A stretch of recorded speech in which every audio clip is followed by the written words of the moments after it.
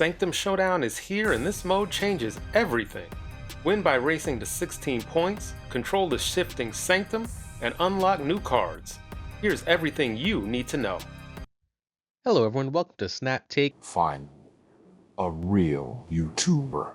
Well, unfortunately, you're stuck with me. Sanctum Sanctorum runs from February 25th to March 11th. Hey nerd, you forgot to mention Twitch drops. I can understand why he forgot though, because he doesn't stream on Twitch, but he will also be streaming his replays of YouTube videos.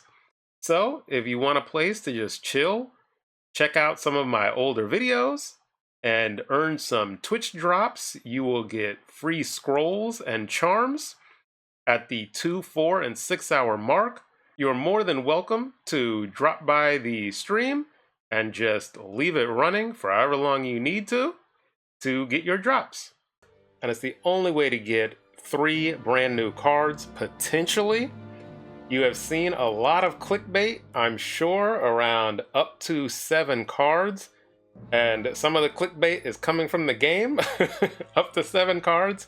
You will not be able to earn 7 cards. So get that through your head now. Just set your expectations. The game mode is designed just like every other limited time game mode where you can earn 1 card. If you are really determined, you might be able to get 2 cards, 3 maybe within reach, it's TBD, but I would not expect to get 7 cards unless you are paying money or you have a lot of gold saved up. I do have a lot of gold saved up. Shut up and take my money! So just keep that in mind when you play this game, and Second Dinner is open to feedback. So with those expectations, just feel free to professionally and respectfully communicate if you are not pleased, but give the game mode a chance, see how it goes. But again, you will only be earning 1, 2, or maybe 3 new cards. That is the expectation. So win or lose, you earn points based on where the Sanctum is and who is winning that location. And at the end of the game, those points turn into charms. There is really no need to retreat in this game mode because wins don't mean much. They're kind of incidental. As long as you're earning points, that's what matters. So you earn points on what is called the Sorcerer rank, which we're all aware of the rank system that is in the collection level rank. So it's a similar thing. Deadpool's Diner had a similar rank as well. And so that's how you can get extra rewards and more charms. So that's a different avenue aside from in the game. And you can't buy charms directly, but of course you can use gold to get everything you want in the shop if you are a whale. The 3 new cards are pulled through portal pulls, and that is available in the shop. And it is random, so like I led with, you may only get 1 or 2 of the new cards, and it will be random.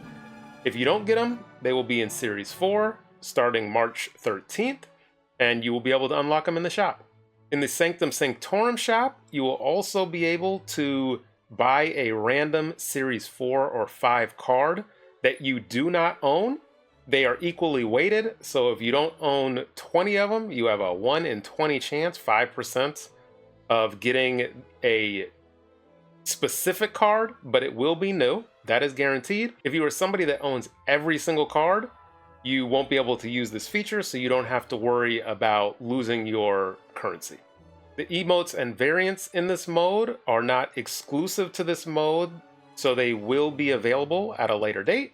This mode was designed to give players choice in the rewards instead of giving them set rewards. So while there are a lot of things to unlock, you were never meant to be able to unlock every single one of them. Again, unless you're a whale. So really this is about prioritizing what you want, whether that be borders, whether that be new Series 4 and 5 random cards, or whether that be the 3 new cards. But you really need to prioritize what you want and do not expect to be able to unlock everything. The game ends when 1 player reaches 16. If both players reach 16 at the same time, it's whoever has the most amount of points that win. But again, I would not be concerned about winning or losing in this mode because it is all about charms.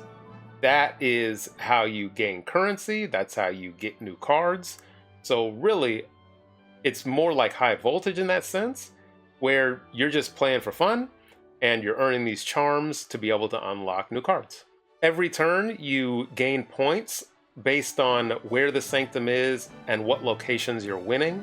The Sanctum moves every single turn, so you can't just camp on one lane. So potentially cards that spread out power, cheap cards going more aggressive, which we will cover later, is the optimal strategy to go. There is snapping in this mode, but it works a little bit differently. You can only snap on turn 3 and later, and you can snap every single turn if you want, which adds 1 point to the Sanctum location for that turn only. So again, on turn 3, the Sanctum jumps to 4 points, and then you can snap and make it 5. If both players snap, it is 6. So the games are meant to be fast. You control how fast they go. Honestly, I think you kind of play this like Proving Grounds, ideally, where just both players snap constantly, get through as many games as you can to maximize how many charms people are getting for the time commitment. Here are the basic rules. Now, turns 1 and 2, the Sanctum is the only thing on the board, the only location worth points, and it's only worth 1. So keep that in mind, that maybe going hard on turns 1 and 2, you won't necessarily see a huge payoff until turns 3, when the Sanctum will again move to a random location.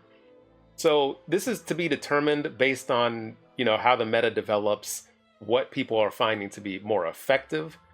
But the early game is minimized a little bit because the points are minimized. Most games are expected to be between 5 and 6 turns, with if you are in a higher MMR, maybe the expectation is it drags out to a turn 7 just because you have higher skilled players going up against each other. So the games are, on average, going to be faster than standard Snap ranked ladder. And aggressive decks are likely to dominate just because they can get their game plan going early and really press that early point advantage in the later turns as well. Losing means you only lose the scroll you spent to enter, and you keep all of the points you earned as well.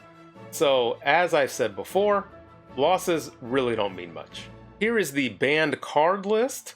We will zoom closer.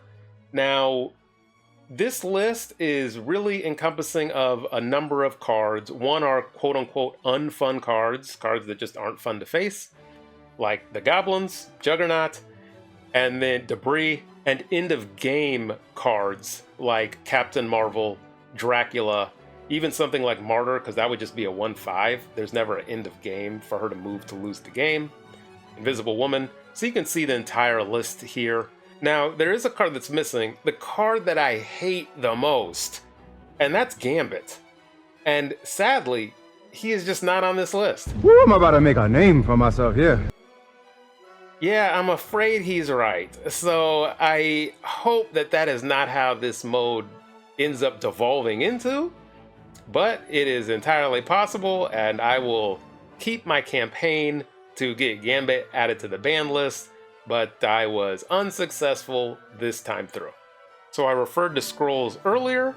Each match costs 1, you start with 7, and you get 2 more every 8 hours. And if you win, you just keep playing.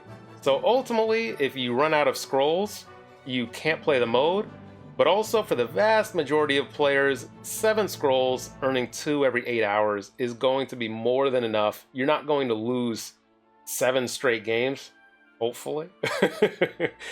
And so you will get some wins in there. But otherwise, you don't need to log in. You will just keep accumulating these scrolls, so you can hold up to 99 of the max, just because that's just the upper limit. But why you would hold that many, I don't know why. And of course, you will be able to buy more for gold. And otherwise, that is what it costs to enter into the game. Matchmaking isn't the exact same system as normal ladder, so it uses a system similar to high voltage, which probably means a wider band, but they're not divulging much details around matchmaking specifics. And then bots definitely exist in this mode, but typically they're expected not to be as strong as in the normal Snap ranked games, just because of how the Sanctum works and that variability. There's no special quests in this mode to earn charms, and future runs might include quests or alliance bounties, but this run has no such thing. So you just earn the charms from games and also the sorcerer's rank, or if you're lucky. Always have to be Lucky Charms. So the recap on why you should play this mode is just a breath of fresh air. It's something different. It's a slightly different way to play Snap. That's always fun to engage with. Well, Deadpool's Diner. But by and large, it's a fun way to engage with the game a different way. So here's a brief recap on the game mode, and I'm going to have a lot of fun with it. I'm sure I will, in all likelihood, be making a deck video out of the new mode. I'll find something that's unique, off meta of course, that I just have fun with. Because again, winning doesn't necessarily matter. It's just trying to accumulate as many points as possible. And so thanks for watching the video. I hope this was very helpful in setting some good expectations. And thanks to the members of the channel as well. Let me know what you think of the mode. Are there any other questions that I left out, didn't answer? Let me know as well. And until next time.